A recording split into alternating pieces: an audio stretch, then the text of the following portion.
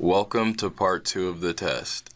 I'm going to give you a document with the topic you have to answer.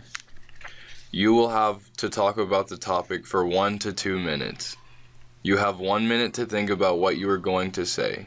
You can make some notes to help you if you wish. You have 1 minute to prepare, starting now.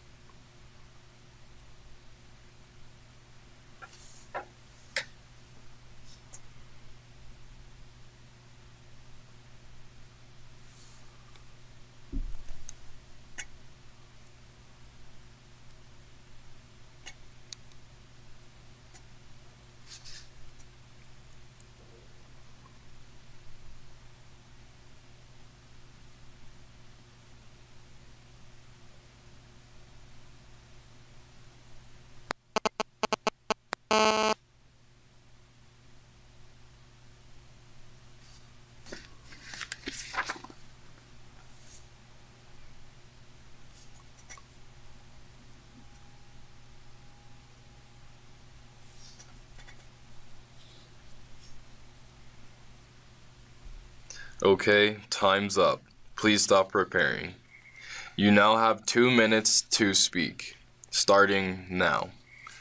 Well, I would definitely say that I haven't made very many short travels or short journeys that I have disliked, but one that comes to mind would be going to work.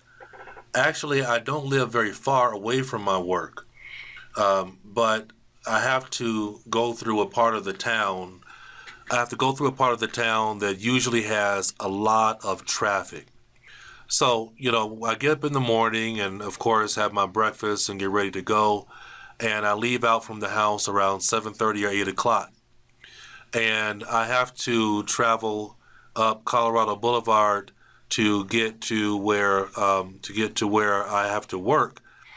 And there's a certain part that I have to travel through where there's just a lot of traffic. I think they call it a bottleneck, where all the people from different directions come into one point, and it's just unbearable sometimes. It really, if there was no traffic, the journey might take maybe about 10 minutes.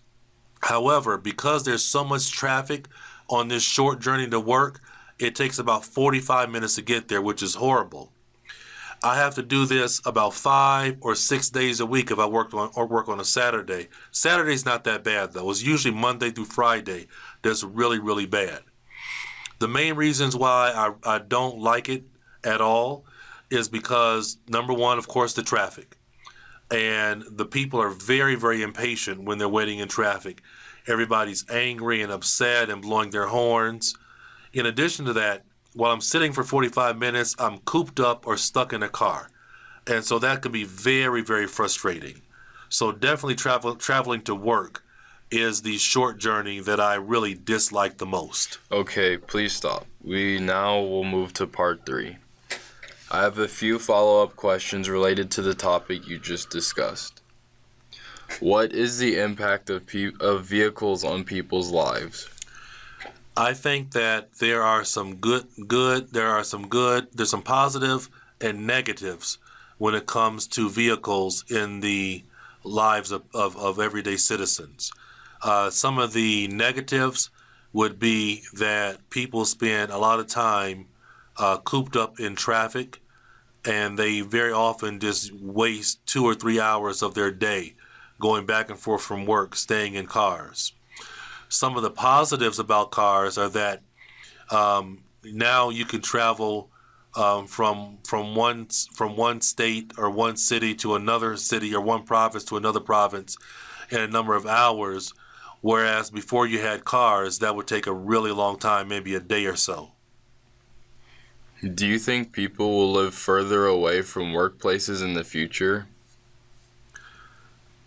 Wow, that's really interesting. Sometimes I look at different cities, and it seems like people are moving back into the inner cities, so they can be closer to work. But also, with computers and technology, it's becoming much easier for people to work from home. And so it's possible that somebody might live in Lisbon, Portugal, but they're doing work in New York City, and it's all done over the computer. So I can see it happening, yes. What needs to be done to help people travel less? I think that one thing that government can do, that most governments can do, are to build more mass transportation in the cities. Another great idea is what I've seen them do in Amsterdam, where they have closed off parts of the city to cars, and so people have to walk more. So I think another thing to do in terms of helping people to travel less is to encourage and embrace computer technology, because maybe people can do a lot of the work from their home or from their home office and not have to travel into an office that's 30 or 45 minutes away.